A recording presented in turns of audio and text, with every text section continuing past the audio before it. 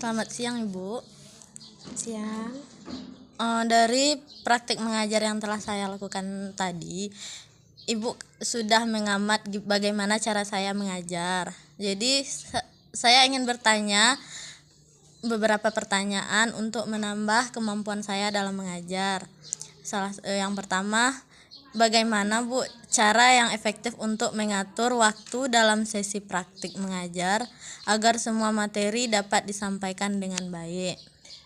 Baiklah, saya jawab sedikit ya.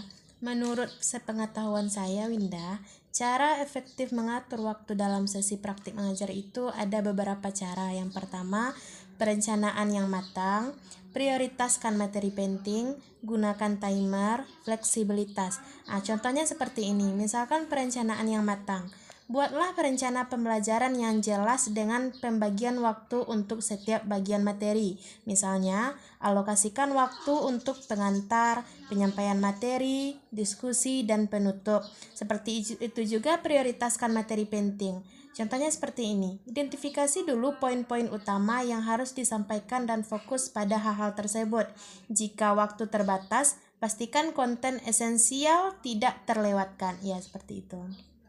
Baik Bu, jadi pertanyaan selanjutnya, mengapa penting untuk menggunakan variasi metode pengajaran dalam proses belajar mengajar?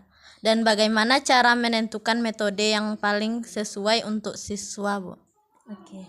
Pentingnya variasi metode pengajaran itu, yang pertama menyesuaikan dengan gaya belajar anak. Kan setiap peserta didik memiliki gaya belajar yang berbeda. Ada yang visual, auditori, dan kinestetik.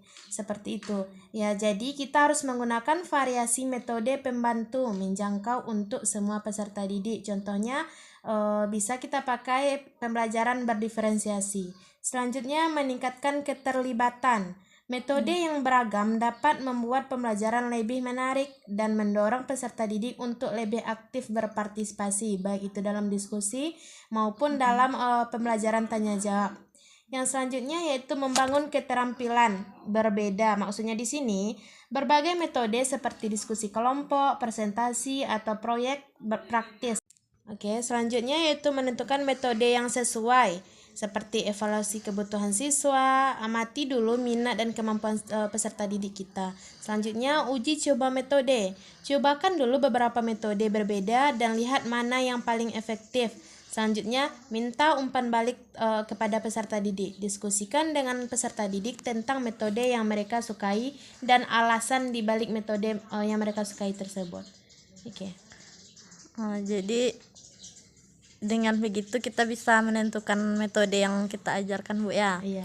Jadi yang ketiga, bagaimana Bu cara terbaik untuk membangun hubungan yang positif dengan siswa agar mereka merasa lebih nyaman untuk bertanya dan berpartisipasi dalam pembelajaran? Oke. Cara membangun hubungan positif dengan peserta didik ya, yang pertama ya, bisa kita lakukan sikap terbuka dan ramah. Tunjukkan sikap yang hangat dan bersahabat kepada peserta didik. Contohnya, sapa peserta didik dengan senyum dan ajukan pertanyaan tentang kehidupan mereka di luar kelas. Selanjutnya, bisa dengarkan dengan aktif. Maksudnya di sini, ketika peserta didik berbicara, berikan perhatian yang penuh. Ini menunjukkan bahwa kita menghargai pendapat peserta didik kita tersebut. Selanjutnya, beri penghargaan seperti apresiasi usaha siswa, baik besar maupun kecil. Pengakuan ini akan meningkatkan rasa percaya diri mereka seperti apresiasi tepuk tangan setelah menjawab diskusi. Yang selanjutnya yaitu ciptakan lingkungan yang aman. Maksudnya, pastikan bahwa kelas kita adalah tempat yang aman untuk bertanya dan bereksperimen. Tanamkan bahwa kesalahan adalah bagian dari proses belajar. Libatkan siswa dalam pengambilan keputusan. Ajak siswa kita untuk memberikan masukan tentang materi atau metode yang digunakan. Ini akan memberi mereka rasa memiliki dalam proses belajar. Ya, seperti itu, Winda. Jadi seperti itu ya, Bu. Baik, terima kasih Bu atas jawabannya. Semoga bisa menjadi motivasi saya untuk memperbaiki pembelajaran yang saya lakukan. Terima kasih Bu. Ya, Selamat sama-sama. siang. Selamat siang.